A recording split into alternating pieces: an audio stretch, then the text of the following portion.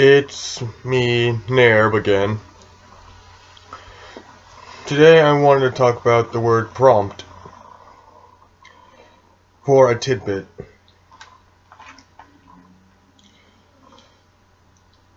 Before that, I want to give you a bit of a definition behind the word. And it's an adjective, or it can be a verb. I believe I believe it to be a verb. I could be wrong. The encyclopedia said it was an adjective, like an A or something. So, it is from a French, the word is French apparently, from the Latin promptus, which is brought out, read, or ready,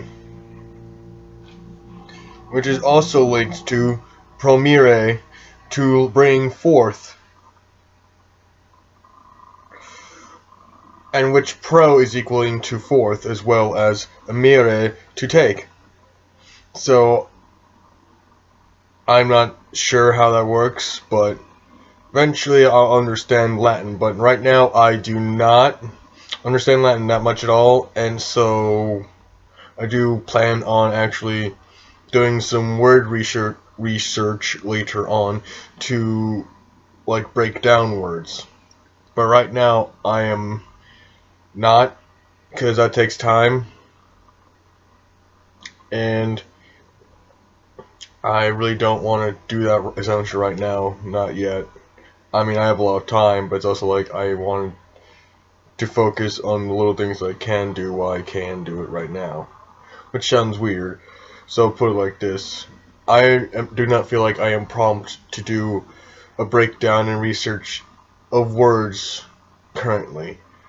Well, what I am prompt to do is making videos, playing video games,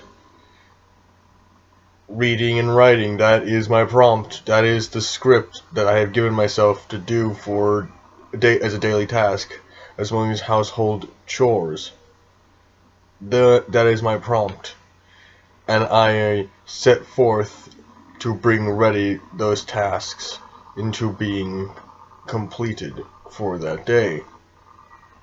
I give myself a cadence of guilt because I feel like I have not completed these tasks, if I have not completed them yet.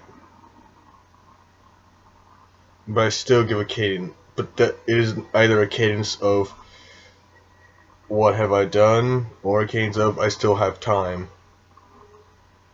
So that really, I'm not sure.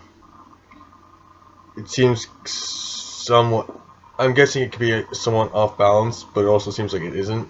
Like, it seems like it's balanced, but I'm not certain for sure. So, as of today, as of yesterday, I started using Google Docs for, well, that's actually not important, so never mind. So, a plan I have is, but another idea I do have, is to read some poems by Walt Whitman while I have my headphones plugged in, music blaring at full volume, blaring in my ears, and trying to read at a level that sounds acceptable and not so harsh upon the ears, you know?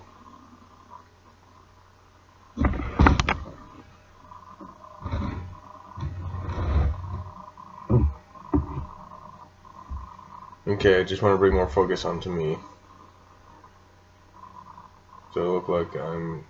So my face looks like it's looking at the camera. No, it still looks like it's not. Whatever. Right here's fine. So, anyways, I'm slowly progressing with myself, writing a bit every day, trying to do a little bit every day, but I can't exactly promise myself, otherwise I'll put myself in a mood that's not really happy. It's not a good place, and I just make my mind so frantic when I overthink things. So I have to calm down and like make sure I'm not keeping a promise to myself, and just either do it or just keep slacking off and forget about it, or eventually I will do it. And I'll procrastinate and postpone and be like, okay, I'll do it tomorrow. Which I'm not okay with, but as of right now, it's fine because I'm working on doing better and trying to make myself do things in a more scheduled manner. So that way, I can have more progress. I can progress and grow as a person, not just an adult. I am 25, but I don't really do much, so I need to focus on making myself to be able to have the initiative to do things and get it done. Okay? So, a book I started reading recently, on another note, beyond the word prompt, I know I totally derailed that, but it's like, I had a whole spiel I thought up about prompt when I was walking my dog. It went so deep, it got political. I was like, no, I don't really want to talk about that. I want to keep myself at a level where I don't really get much attention, which is weird, but I don't go seeking it from random people I don't know.